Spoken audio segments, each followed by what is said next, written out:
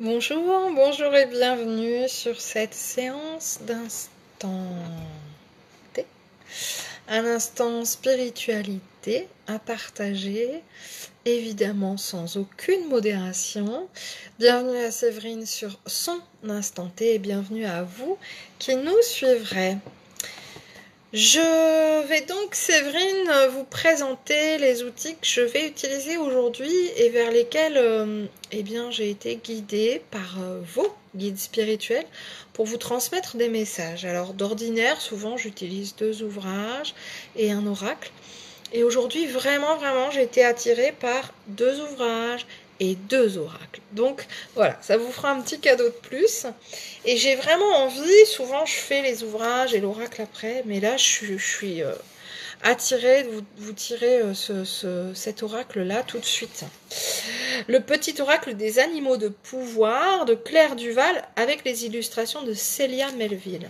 Donc, Célia Melville qui a aussi créé ses propres oracles et qui sont d'ailleurs magnifiques. J'en ai un. Donc là, voilà, ce sont des petits messages, vous voyez, ce sont des toutes petites cartes. J'aime bien aussi ce format, et puis j'aime bien le fait qu'il n'y ait pas forcément de livret explicatif. C'est juste un petit message.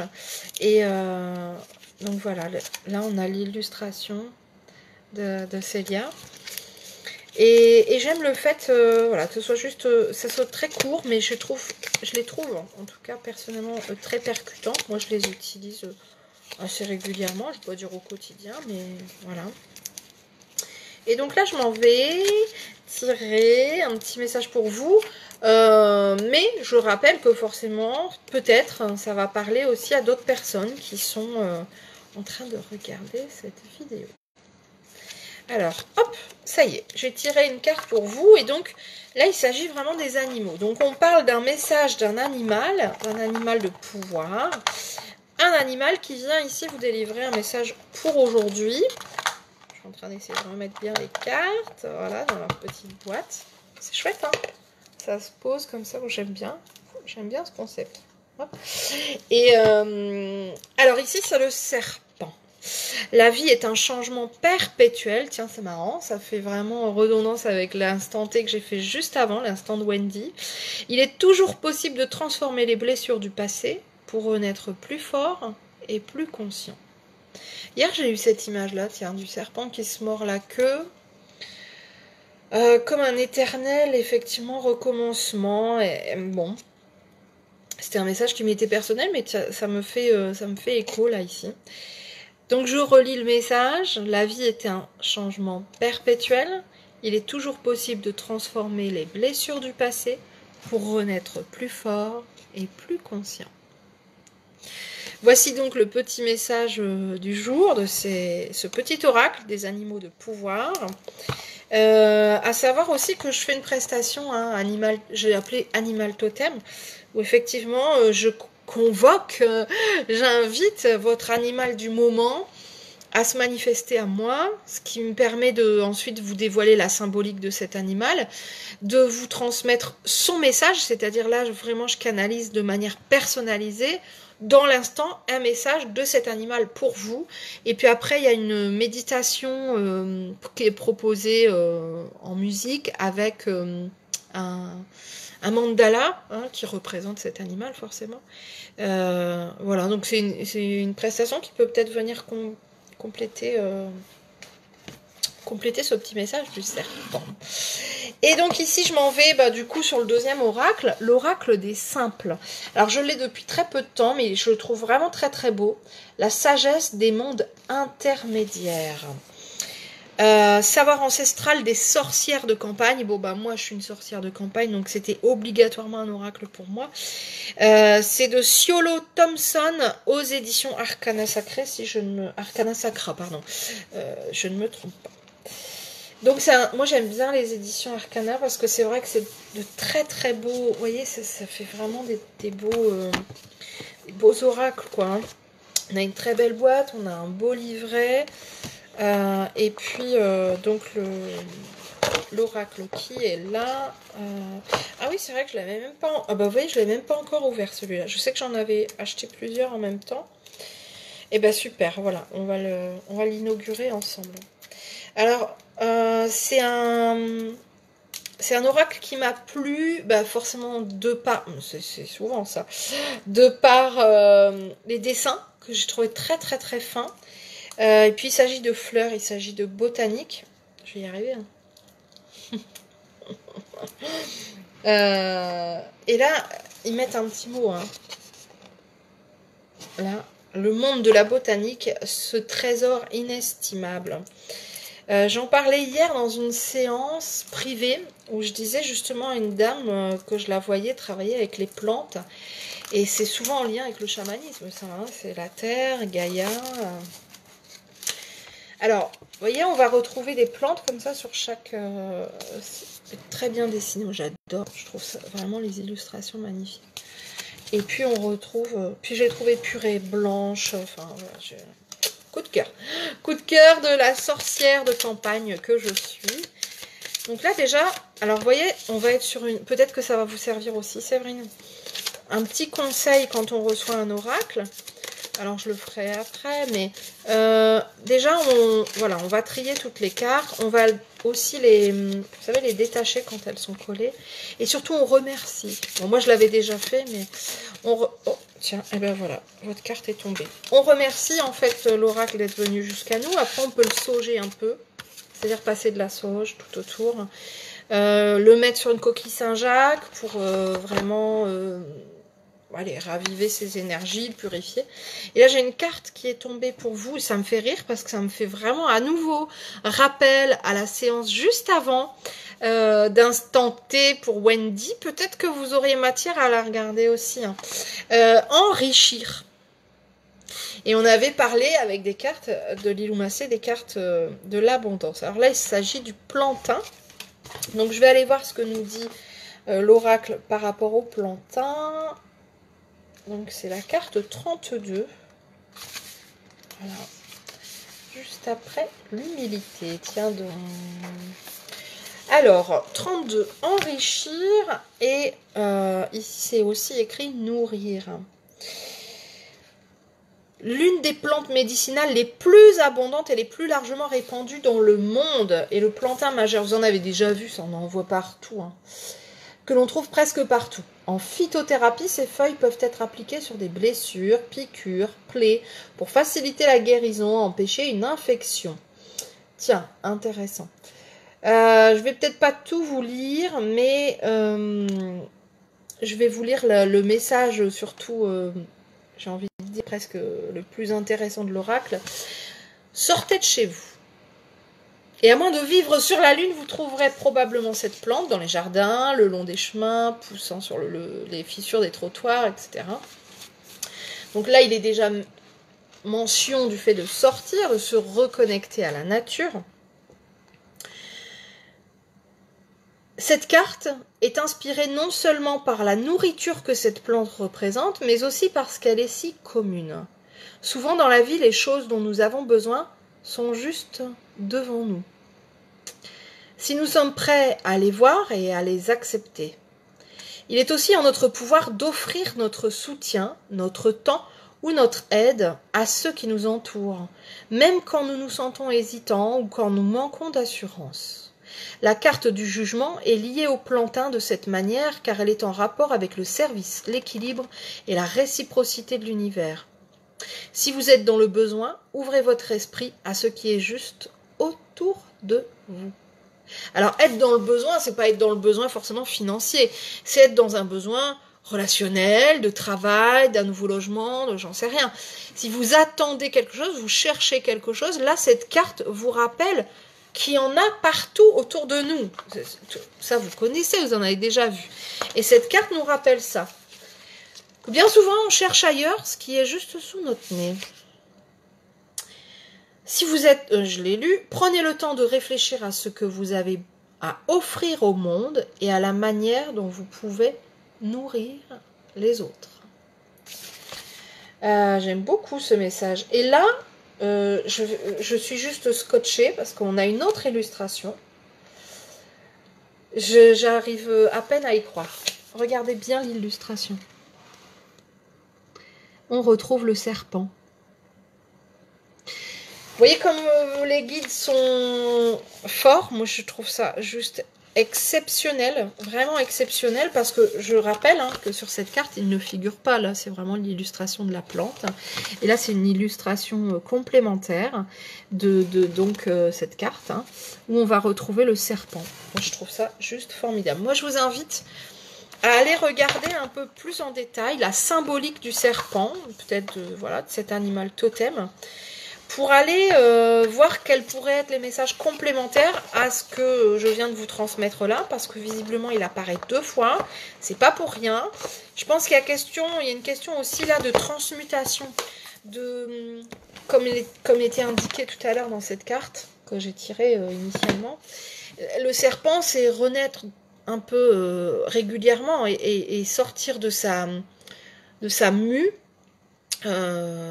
pour pouvoir créer du nouveau, et ainsi de suite, et ça perpétuellement. Donc c'est vraiment là intéressant, parce que il apparaît 2 fois, c'est sûrement pas anodin du tout. J'en suis encore un peu scotchée.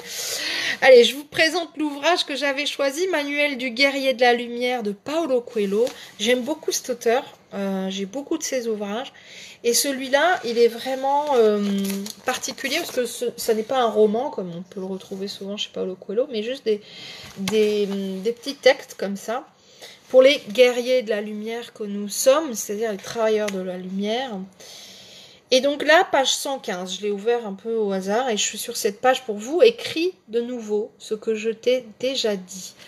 À nouveau, on a une référence à la séance que je viens de faire pour Wendy, où il est question d'écriture, écriture intuitive. Dingue. Le guerrier de la lumière a besoin de temps pour soi. Et il consacre ce temps au repos, à la contemplation, au contact avec l'âme du monde. Même au beau milieu d'un combat, il parvient à méditer. En certaines occasions, le guerrier s'assoit, se détend et laisse advenir tout ce qui advient autour de lui. Il regarde le monde comme s'il était un spectateur, il n'essaie pas d'être plus grand ou plus petit, il ne fait que s'abandonner sans résistance au flux de la vie.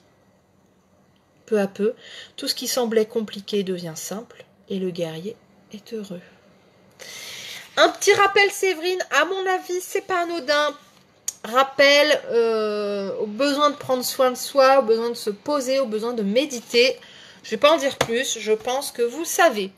Et le dernier ouvrage que j'avais, dernier outil que j'avais sélectionné pour vous, c'est les 9 marches de Daniel Meroy et Anne Givaudan, qui ont écrit en fait ce qui se passe durant les 9 mois de la grossesse, la pré-incarnation finalement, ou de l'incarnation d'un être nouveau.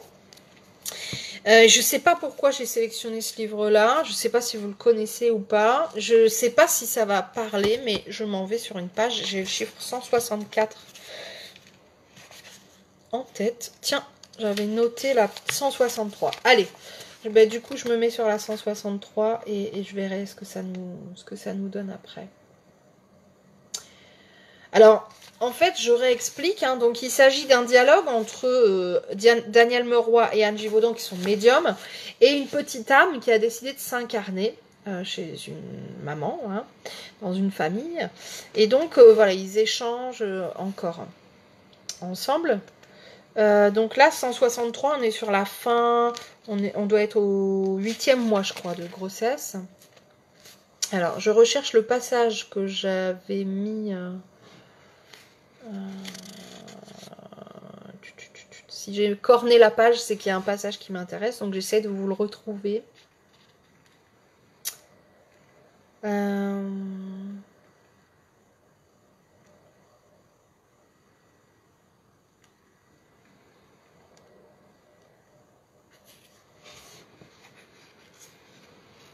Je ne sais plus, je ne sais pas pourquoi j'avais mis cette page.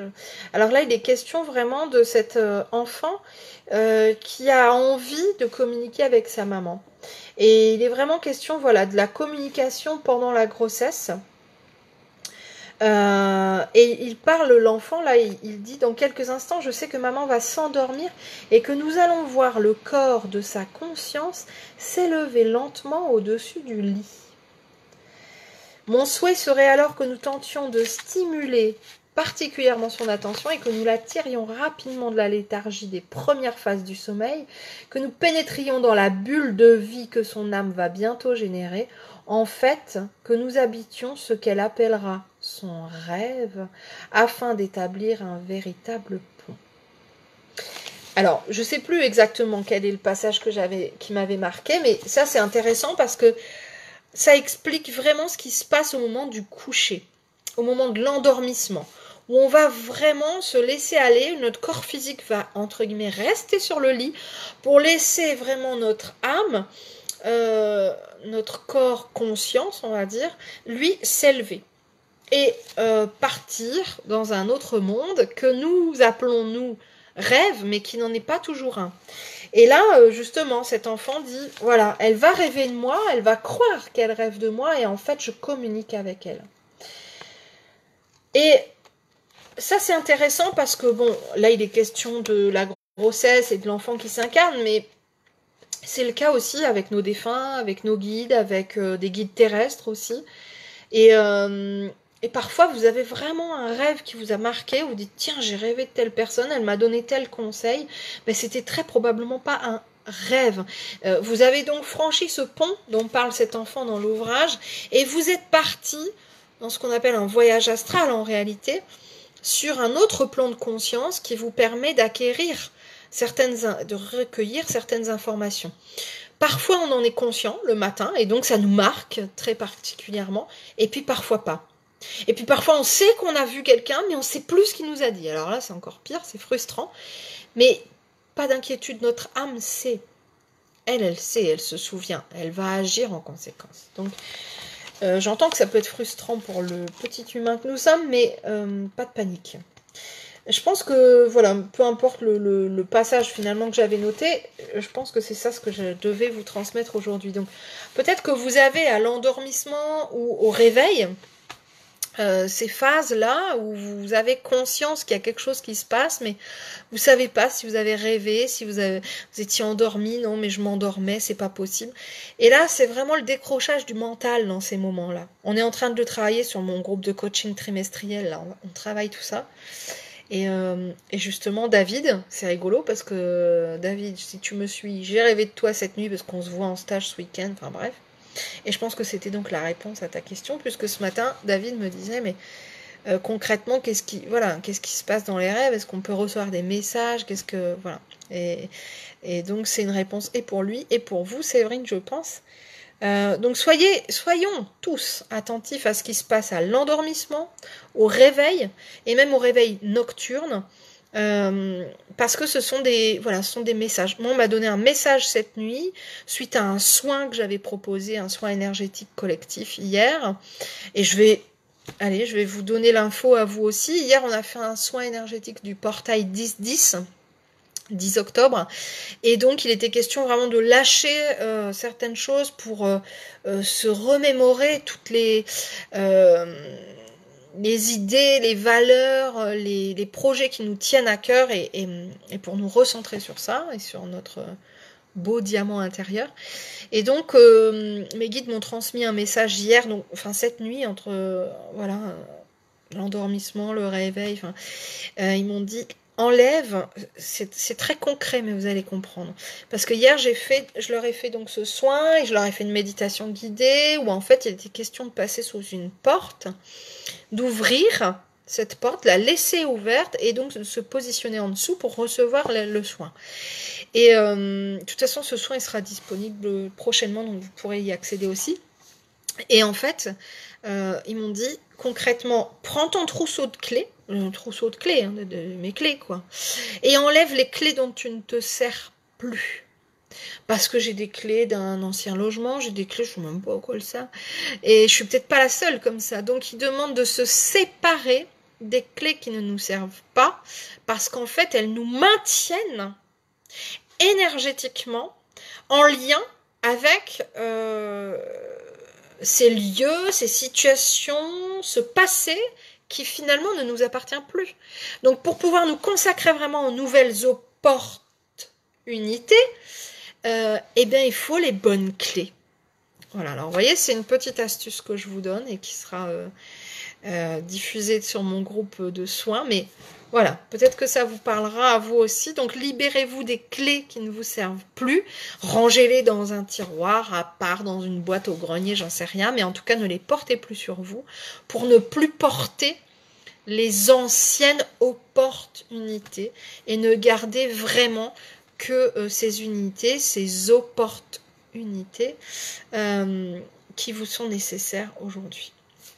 Gratitude Séverine pour ce partage, pour cet instant T. J'avoue que là il est un peu froid, donc voilà, je le laisse de côté, mais gratitude pour ce moment partagé, ce moment de spiritualité. Je vous embrasse très fort et je vous dis à bientôt.